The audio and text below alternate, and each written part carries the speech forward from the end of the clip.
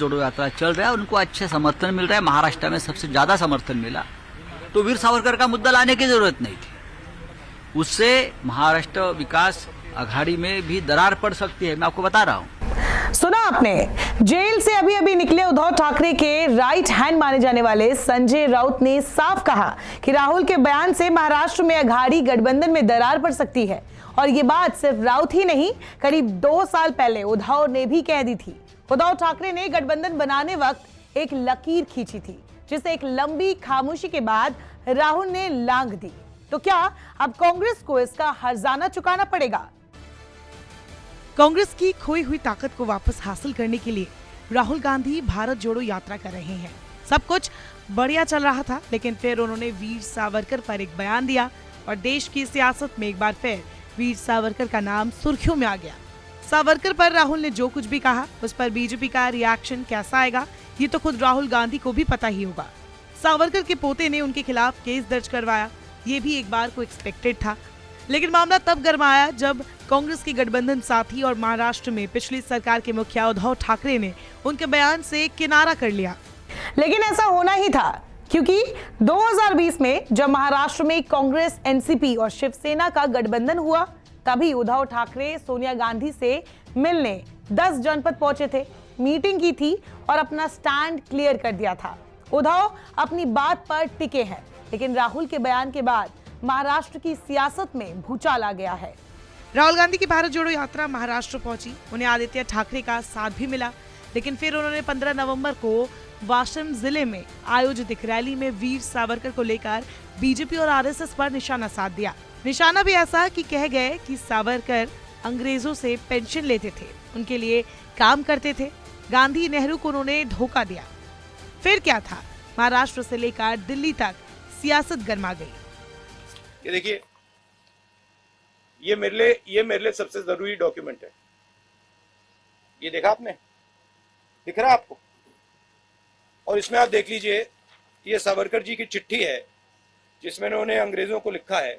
और मैं पूरी चिट्ठी आपको पढ़नी होगी, देख लीजिए, मैंने हाईलाइट भी कर रखी है, मगर मैं सिर्फ आखिरी लाइन पढ़ना चाहता हूं। अंग्रेजी में लिखी है तो मैं अंग्रेजी में बोल देता हूं। I beg to remain sir your most obedient servant V D. Savarkar.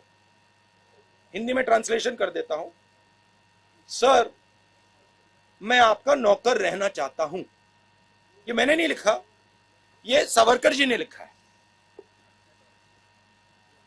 तो इसको आप पढ़ लीजिए, देख लीजिए। अगर फडणवीस जी देखना चाहते हैं इसको, वो भी देख लें। तो मैं तो इसमें बहुत क्लियर हूं, सावरकर जी ने अंग्रेजों की मदद की थी।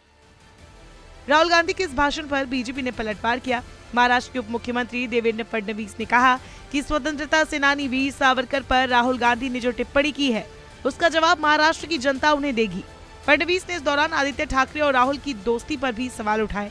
राहुल गांधी पर निशाना साधते हुए महाराष्ट्र के मुख्यमंत्री एकनाथ शिंदे ने कहा कि राज्य के लोग हिंदुत्व विचारक के किसी भी अपमान को बर्दाश्त नहीं करेंगे। शिंदे ने तो उद्धव ठाकरे पर भी सवाल उठाए कि महाराष्ट्र में श्रद्धेय स्वतंत्रता सेनानी का अपमान किया गया, जबकि ऐसे भी लोग हैं जिन्होंने इस मुद्दे पर नरम रुख अपनाया है। सावरकर पर राहुल गांधी के बयान पर सियासी घमासान बढ़ा तो शिवसेना नेता उद्धव ठाकरे ने भी इस पर प्रतिक्रिया दी और राहुल गांधी के बयान से किनारा कर लिया। उद्धव ठाकरे ने कहा, हम वीर सावरकर पर राहुल गांधी के बयान का समर्थन नहीं करते हैं। हमारे दिल में वीर सावरकर के लिए आदर और सम्मान है। उनके योगदान को कोई नहीं मिटा सकता है। मुझे तो हंसी आती है जब बीजेपी और संघ सावरकर की बात करते हैं। भारत को आजाद करवाने में इनका कोई योगदान नहीं था। उन्हें सावरकर के बारे में बोलने का कोई हक नहीं है।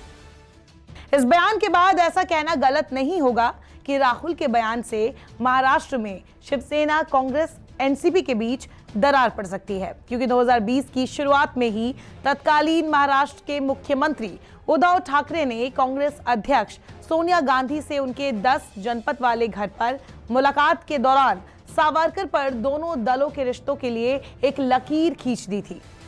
शिवसेना नेता ने तब इस सेंसिटिव मामले की ओर साफ इशारा करते हुए गांधी परिवार को चेतावनी दी थी कि अगर राहुल गांधी हिंदुत्व आइकन की आलोचना पर अड़े रहे, जिसे शिवसेना सम्मान देती है, तो इस मामले पर शिवसेना का नेतृत्व राहुल गांधी का मुकाबला करने के लिए गठबंधन करने या कोई गठबंधन नहीं करने के लिए स्वतंत्र होगा और पब्लिकली लोगों के बीच जाने पर मजबूर होगा।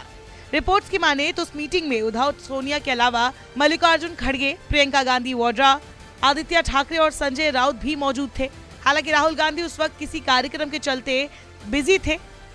फिर भी सोनिया गांधी ने शिवसेना से वादा किया था कि वो अपने बेटे राहुल गांधी तक ये बात जरूर पहुंचाएंगी, मगर राहुल गांधी ने एक लंबी खामोशी के बाद बीते दिनों सावरकर की फिर से आलोचना शुरू कर दी।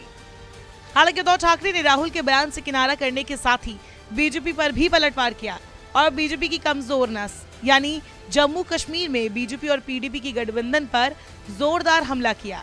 क्या कहा उन्होंने? हम वीर सावरकर का सम्मान करते हैं, लेकिन साथ ही जब आप हमसे सवाल कर रहे हैं तो बीजेपी को ये भी बताना चाहिए कि वो पीडीपी जम्मू और कश्मीर के साथ सत्ता में क्यों थे। उन्होंने दावा किया कि पीडीपी कभी भी भारत माता की जय नहीं कहेगी। संजय राउत ने सावरकर के मुद्दे पर बीजेपी पर पलटवार करते हुए कहा कि केंद्र ने अब तक सावरकर को भारत रत्न नहीं दिया।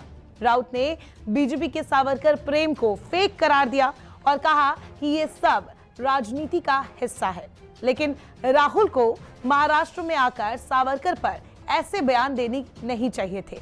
अब साफ है कि राहुल ने शिवसेना को नाराज कर दिया है। बस देखना होगा कि आगे इस मुद्दे पर कौन सा नया बखेड़ा शुरू होता है। क्या सही में कांग्रेस, एनसीपी और शिवसेना के बीच में दरार पड़ने वाली है? नमस्कार, मैं हूं मानक गुप्ता। अगर आपको हमारा ये वीडियो पसंद आया हो तो इसे लाइक और शेयर जरूर करें और हां, हमें सब्सक्राइब और फॉलो करना ना भूलें ताकि आप देश और दुनिया की कोई खबर मिस ना करें। तो जुड़े रहिए हमारे साथ और देखते रहिए न्यूज़ 24।